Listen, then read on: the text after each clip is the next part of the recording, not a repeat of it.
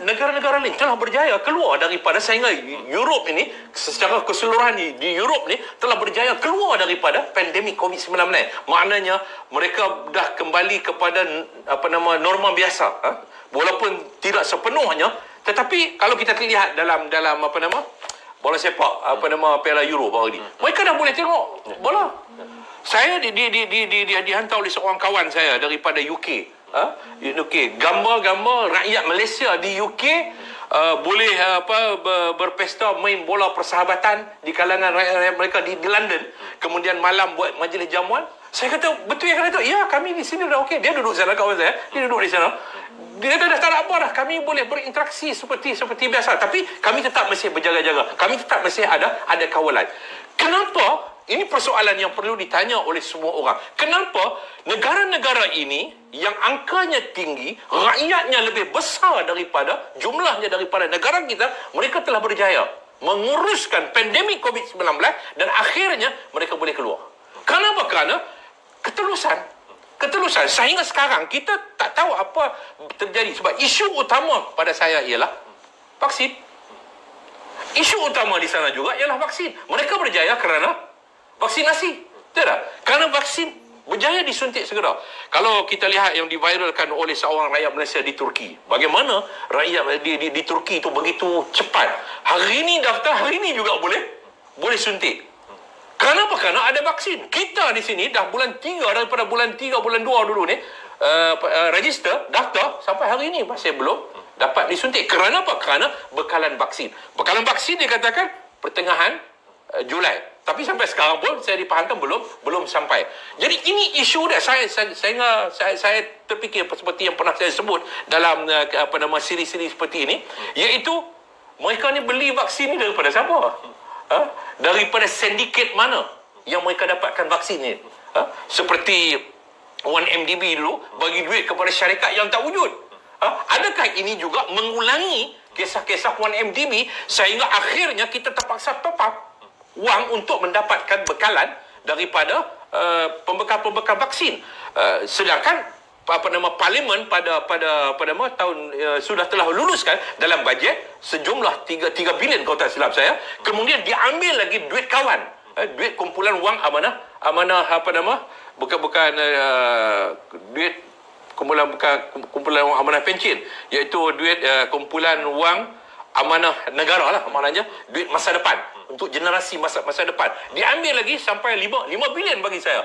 Ini bagi saya satu perbelanjaan yang cukup besar berbanding dengan jumlah rakyat Malaysia yang hanya ada 32 juta ataupun 33 juta rakyat Malaysia. Jadi persoalan dia bagaimana mereka menguruskan vaksin. Ini kegagalan yang cukup ketara yang perlu diperjelaskan oleh kerajaan. Sebab itu sidang parlimen itu sangat penting. Daripada awal kita memberikan penekanan. Sidang parlimen kena buat segera. Untuk apa? Untuk kita nak dapat tahu why, kenapa? Sehingga kita dah gagal hari ini, jumlah makin meningkat, tetapi kita tak dapat bekalan vaksin yang mencukupi. Ini isu yang perlu diperhatikan oleh rakyat, bahawa kegagalan utama kita ialah mendapatkan bekalan vaksin. Ini kegagalan yang sangat jelas yang menyebabkan kes merebak. Kita boleh buat swab test, tetapi bila kita kenal pasti, kita tak boleh nak bertindak untuk memberikan vaksin kepada orang lain untuk melindungi supaya mereka tidak dijangkiti. Satu, rakyat mengatakan bahawa negara kita gagal. Ya. Dunia juga mengatakan negara kita gagal. Tapi hari ini kita nak respon kepada 4 pimpinan ini, pasal kali ini yang kata gagal budak juga adalah salah satu daripada komponen parti dalam parti mereka. Yang kalau tak silap saya ada 37 kursi UMNO melalui presiden dia yang dengan alasan itu akhirnya menarik balik sokongan terhadap Muhyiddin. Jadi hari ini Datuk, kita nak respon satu persatu. Dua pimpinan. Yang pertama ketua penerangan PBBM ataupun Bersatu Wan Saihu Wan Jan. Yang kedua Datuk Seri Rina Harun. Jadi depa ni respon pada kenyataan Zahid itu. Dia kata kita tak gagal. Kita membelanjakan. Dia ambil angka mana kita pun tak tahu. 500 bilion. Rina dia sebut 500 bilion. mulut dia sebut, tapi ditulis 300 lebih. Saiful Wanjan sebut 500 ditulis 500 bilion. Mana ada negara yang membelanjakan segitu banyak untuk menolong rakyat? Jadi gagal apa dia kata? Datuk, respon hak ni dulu, Datuk. Saya nak menjadi satu bahan lucu lah. Bagaimana seorang yang seperti mana Wan Saiful, seorang yang agak profesional, dia ni pernah dapat PR di UK, pernah duduk di UK satu ketika dahulu dan pernah terlibat dengan saya tak ingat parti politik apa di UK, sebagai seorang yang terlibat secara langsung lah dengan parti politik di UK. Bagaimana orang macam ni, orang yang belajar di luar negara, Rina yang belajar daripada US kalau tak silap saya, melihat kita dah belanja 500 bilion, takkan gagal lagi.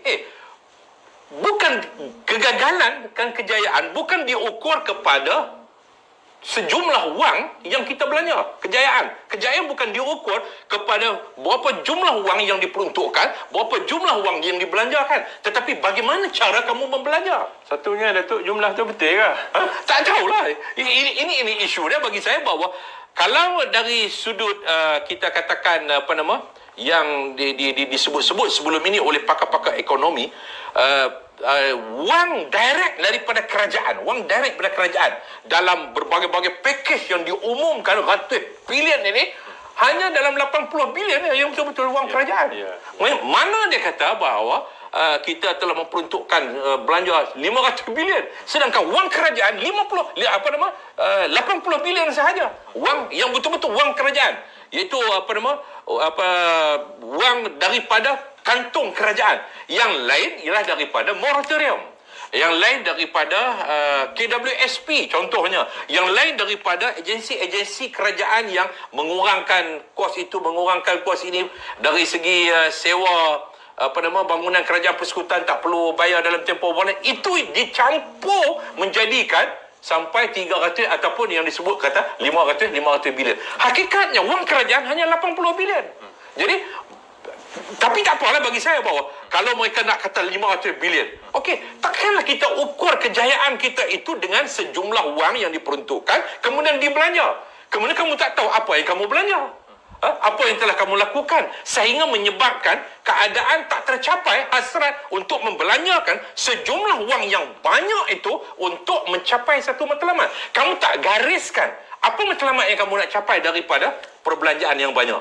Jadi sepatutnya bagi saya bahawa kalau sampai 500 bilion yang kita belanjakan, sepatutnya kita sudah dapat satu jawapan yang baik, bahawa kes berkurangan, kita berjaya untuk vaksinkan rakyat secara yang lebih besar. Tapi sampai hari ini vaksin masih tak cukup.